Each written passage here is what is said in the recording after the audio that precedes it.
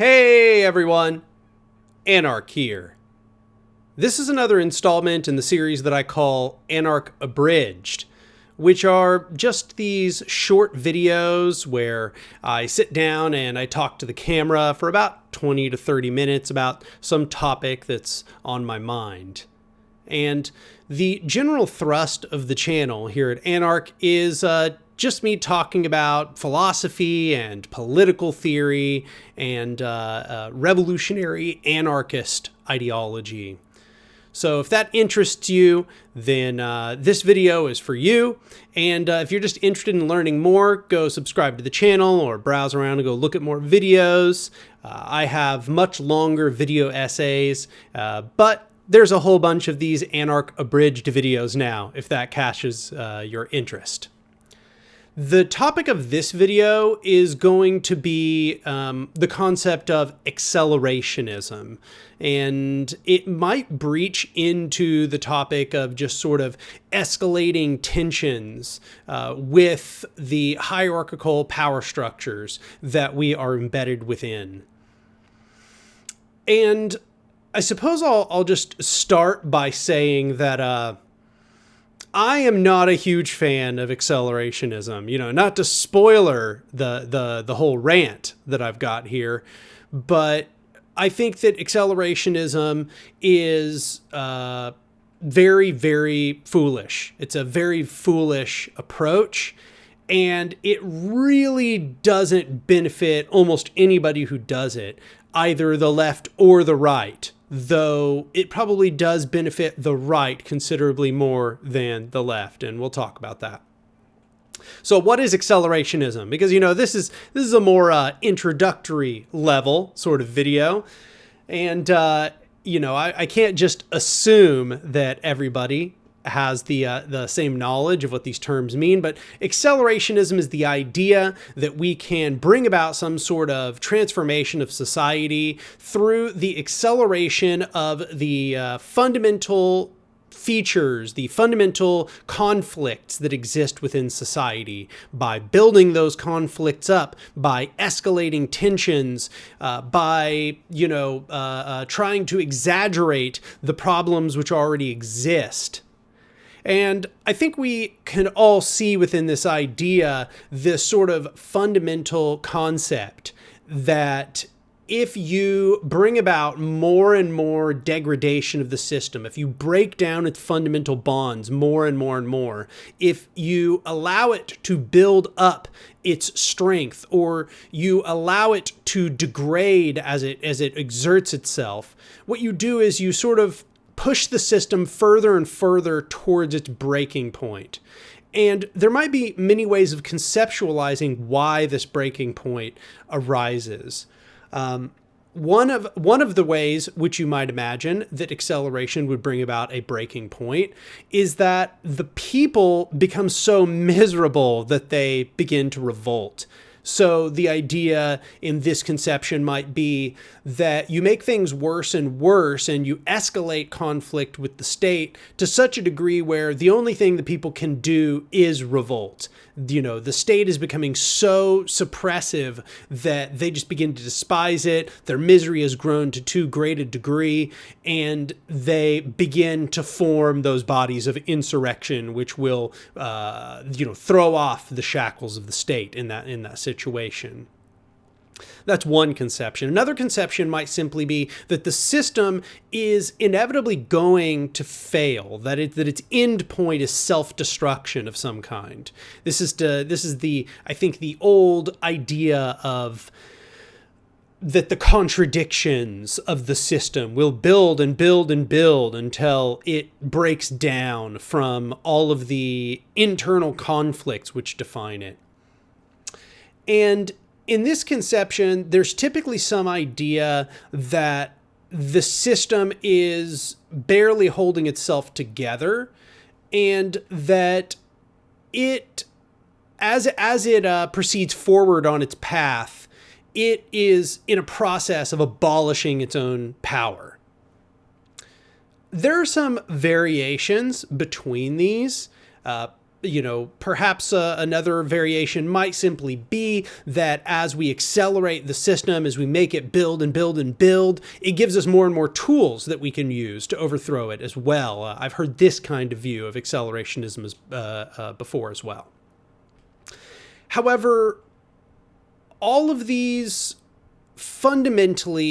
have very fundamental problems. I'll kind of go through them one at a time. So the first of these, the idea that you just want the system to make the people more and more miserable. You want to escalate suppression with the system more and more such that the people only have one option, and that is to revolt. Well, that's just refuted by reality. That's not what happens.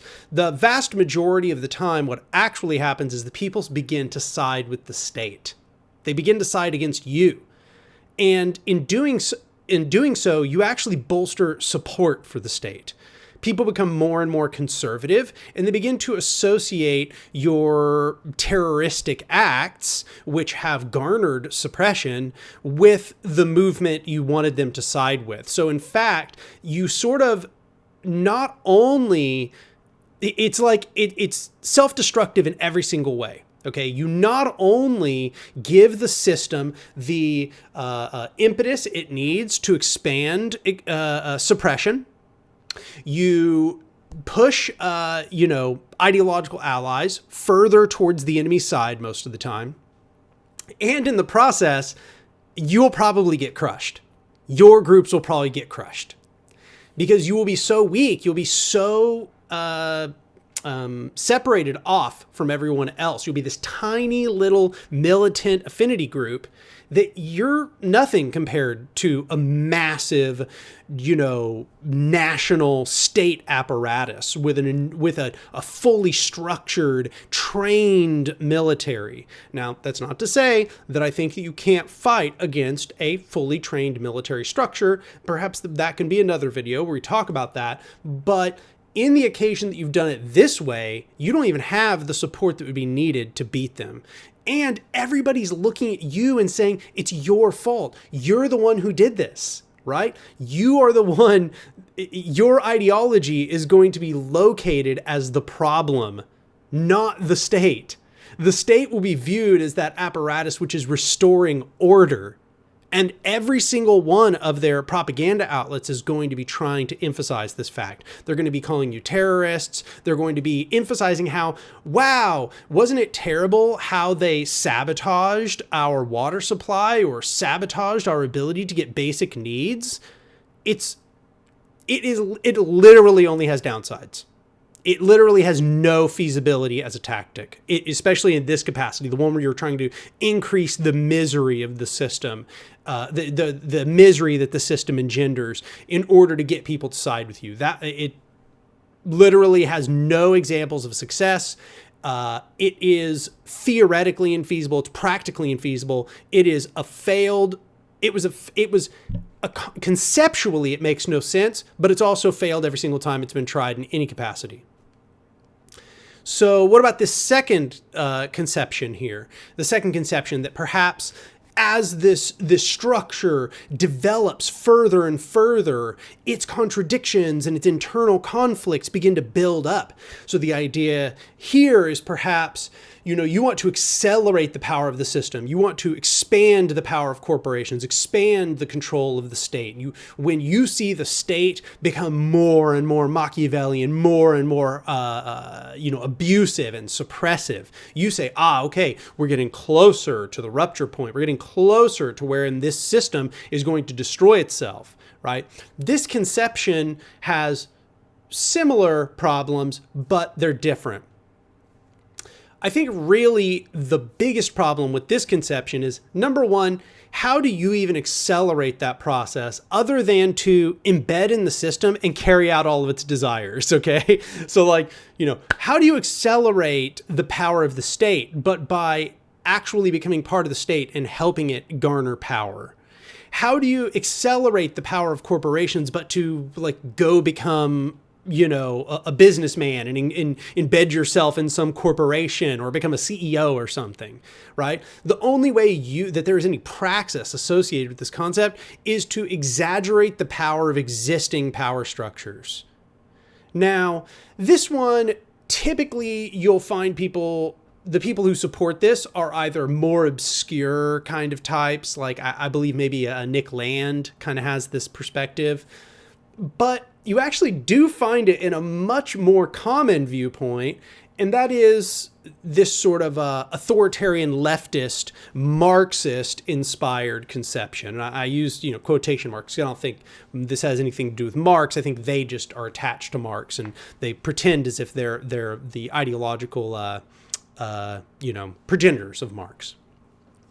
In their conception, and I spoke a little bit about this in previous Anarch Abridged, the idea is that as the productive capacities of society build up and as the state has to nationalize more and more of these through the failure of monopolistic firms, and as they build up their cyclic financial crises of overproduction and so on, that this will lead to more and more socialization of the means of production, either through nationalization, the state absorbs them, or just insofar as that what is developed in those means of production are so transformative that they decrease the amount of labor necessary. They increase the ability of people to cooperate in a social sense in utilizing the means of production. And that this process is the contradictions of capitalism, or is those internal conflicts playing themselves out in an evolutionary sense. And that as this takes place, we move closer and closer to socialism, and that eventually the state will become unnecessary and private corporations will become unnecessary, because this process is leading us closer and closer to this socialization of the means of production. Interestingly, that's kind of an accelerationist viewpoint, and it's why that a lot of the authoritarian left, regimes end up instituting state capitalism prolifically and promoting a productivist standpoint. So, we can see that has also failed. What we can see is all that really does is that embeds the enemy structure into reality. It gives it more time to develop itself. It's as if it's in the same way that it was shooting ourselves in the foot to do the other version of accelerationism. This version is also shooting ourselves in the foot, because the enemy structure now has its supposed enemies, supposed revolutionaries, working to expand its very base principles, the base principles of profit accumulation and the expansion of hierarchical infrastructure.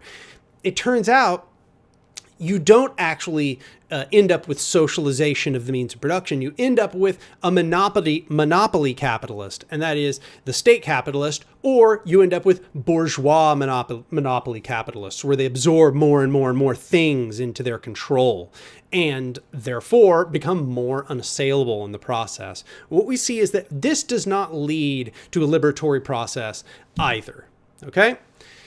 So every form of accelerationism is pretty well a failure. It's failed at its basis. And there's some simple reasons why, okay? If we take this anarchist perspective, if we understand prefigurative politics, we understand the concepts of direct action, and that we need to be building the new in the shell of the old, what we see is the problem is all they're really doing is they're expecting that if you allow the system to go wild, it will begin to build out opposed structures. It will begin to become its own negation. But this isn't how it works. All you're doing is allowing hierarchical power to become more and more prevalent in society. You're allowing it to control more and more things, to have more and more leverage over you. You're giving it more time and more impetus to expand its leverage over you. So, let's imagine that it actually came to fruition, okay? Because like the first of these, the idea that, we will expand the misery that exists in the structure, and then in one way or another, the structure collapses, or there's some great rupturing catastrophe that the structure falls to pieces, and we seize the vacuum. The problem is, history shows that If there is no alternative structure waiting to take power and to institute a new administrative control over society in some capacity, whether it is horizontal or hierarchical, what happens is there is just a brutal, bloody conflict wherein all of the structures which have built themselves up just vie for power over the region where that the old hierarchical power used to control. And unfortunately, what we find is because so many people are brainwashed by ambient hierarchical mentalities in the previous society, that there is actually just a high likelihood that what this leads to is another hierarchical power structure replacing the old one. It is very likely that people seeking the cessation of conflict, seeking to end military incursion, will basically side with whatever entity allows them peace, with whatever entity ensures that they will be able to return to stasis. Because stasis to people within war is almost always better than war. And this is, of course, not entirely generalizable. Obviously, people that are taking place in a conflict on one side of that conflict don't want to cede to their enemy. But I'm just saying, the vast majority, or not the vast majority, a very substantial portion of society just wants the conflict to be over. And if there is a hierarchical power which can tell them the conflict will be over, they very often just side with that hierarchical power. Furthermore, lots of hierarchical power structures are built up in a hierarchical society. So what that means is when vacuum comes, what is best prepared, the structures that have been best prepared for that vacuum are a bunch of hierarchical structures that were standing in one way or another from development in the previous society. So you would have corporations, you would have fascist militias, you would have ideological organizations, for example, like Koch Industries or something. You would have functionaries of the state and people within the military apparatus. All of these, even though they're all embedded with one another, all tied up with one another, would be better able, if we're just accelerating, first hitting the accelerator and just rushing towards explosion of this society and trying to create a power vacuum, all of those structures are better oriented to take power in a vacuum than the people spontaneously out of nowhere trying to create horizontal alternatives. This is why pre-figuration, that is to say, building the new in the shell of the old, is so important, because under every single condition, you need to have pre-created the horizontal power structures, which will actually be able to weather whatever conflict arises from your attempts at transformation. And this is just true in every single occasion. It's true in the case of accelerationism, it's true in the case of coup and revolution, and it's true in the case that we are trying to slowly and gradually build an alternative. In every single occasion, what we need is existing horizontal power structures that are available to replace the old society. This is also why I do not agree with a sort of like doomer acceptance of ecological catastrophe. This idea that, ecological catastrophe will fix the problem. All these hierarchical power structures, they're not going to be able to handle the ecology collapsing. They're going to fall apart and they won't be able to manage the chaos. Everything I just said was the reason why that is not the case. In fact, more than that, when crises arise, they have a tendency to actually strengthen hierarchical power structures. Hierarchical power structures have a tendency to use crises as an excuse to concentrate their power more, because under crisis, people are afraid. And when people are afraid, they just want safety. So any big, powerful figure on the block who can guarantee them safety, that is the figure they're more often going to turn to. The only way that's not the case is if you've built an alternative which empowers them and actually appears as if it can provide them safety and a good life. a life where they actually get to have basic amenities, wherein they are not suffering, wherein they are not destitute. So this is the reason why I oppose accelerationism and why I oppose this mindset that what we should be hoping for is some kind of big rupture of some sort of another. It won't turn out in our favor unless we have already built a substantial power structure, substantial horizontal power structure. The simple rupture itself will not benefit us unless we have something that can seize that vacuum. The people, as we have seen, the hypothesis that the people will spontaneously do the mutual aid and build horizontal organizations when hierarchical power is taken off of their back, that is a refuted hypothesis. Refuted. It's refuted by every example we have. The only examples where the people build out hierarchical or horizontal power structures within a power vacuum is wherein there was some force that catalyzed that transformation towards horizontality, wherein there were strong horizontal organizations which existed beforehand, or there were strong ideological leaders that emphasized horizontal power. But it never happens where, the power vacuum takes place and then spontaneously everybody starts acting completely different than they did in the society they came from.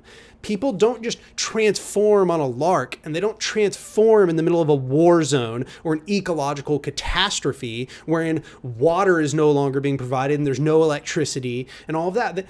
They will rise to meet the occasion, yes, but they may not rise to meet it in the way you want. In fact, it is very likely that they are going to rise to meet it in the way that they were taught things work in the previous society. And the previous society emphasizes hierarchical functions. It emphasizes pyramidal structures of control. It emphasizes great men and patriarchy and all of these very toxic things that will simply recatalyze in this process unless we do the positive, constructive work of building the alternative before some rupture comes. Because it may very well be that the system will build up its internal conflicts, and there will be a time where a rupture will come of its own failure.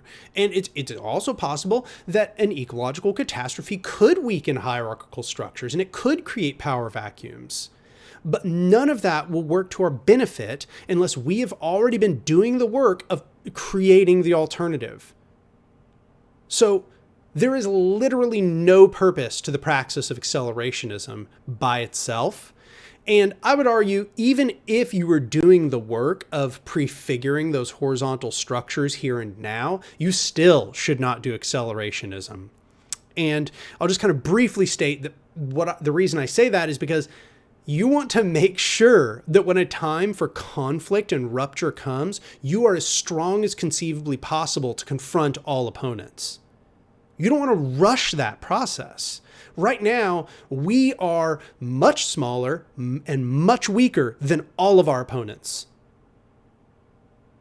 And to want to rush into conflict with that in mind is suicidal. It's highly irresponsible. So instead, what we should try to do is, for as long as we have available to us, we should be trying to build horizontal power. And we should not want a conflict until the time comes when we believe that horizontal power can maintain its autonomy or it can defeat the hierarchical power structure that it resides within. To try to escalate conflict before one of those two conditions is met, which is to say the ability to maintain autonomy or the ability to win an all-out conflict with the hierarchical structure, then it is foolish. You are wasting all of your gains. You are wasting everything that you have put on the line in order to get any of the power you already have. It will be decimated as soon as that rupture comes around because you will lose the conflict. You will be massacred by fascist militias or state infiltrators or the military, or spies will destroy your internal networks. Unless you have actual dual power, actual horizontal structures, which are embodied in the 4 pillars, as I've said, and will continue to say, of councils, which is to say, democratic or freely agreed control over all things, defense, which is to say, militias, self-defense trainings and things like that, economics, which is to say, cooperatives, communes, unionizing workplaces, and as well as intelligence, which is, say, the ability to engage in spycraft, to gather information, to publish information about your enemies. Unless you have these 4 capacities, and unless they are highly expanded, you should not be seeking conflict with hierarchical power structures. And there is nothing good about a rupture coming if you don't have those capacities very developed. So I think I've pretty well summarized my problems with the concept of accelerationism. I didn't go into the fact that I actually don't think that, the power structure is not, quote unquote, building up its contradictions or building up its conflicts. The only conflict that will dissolve this power structure is us constructing our own power. It becoming more powerful doesn't make it become less powerful. That's a nonsense concept. It's refuted by example, and it would be refuted by simple, logical, rational argumentation and thought. So, once again, I would like to emphasize the only path forward is prefiguration. It is actively constructing horizontal power structures. And those horizontal power structures, as they escalate in power, they can escalate tensions at the scale they are capable of actually winning the conflicts. I want to emphasize that. They should only escalate tensions. They should only enter conflicts that they are confident they can win. They should not enter conflicts that are way above their head. So that's it for today's video. If this was at all interesting to you, this is the kind of stuff I talk about on this channel. In fact, you can find me talking about things just like this in my videos: Power, A Modern Anarchism Part 1, and Modern Anarchism Part 2. You can find me talking about the flaw in this productivist mentality of Marxism and the state in The State is Counter-Revolutionary, Part 1, 2, 3, 4. It's all over the channel. And if you like this kind of thing, please subscribe to the channel. If you liked this video, click like. If you have comments, disagreements, concerns, questions, and so on, leave a comment below. And lastly, if you're a returning viewer and you appreciate the work that I'm doing on this channel, or if you're new to the channel but you appreciate the work you see me doing, please consider going over to my Patreon at patreon.com/anarch, ANARK. And that's also down in the description, and it'll be on this end card somewhere on coming up soon.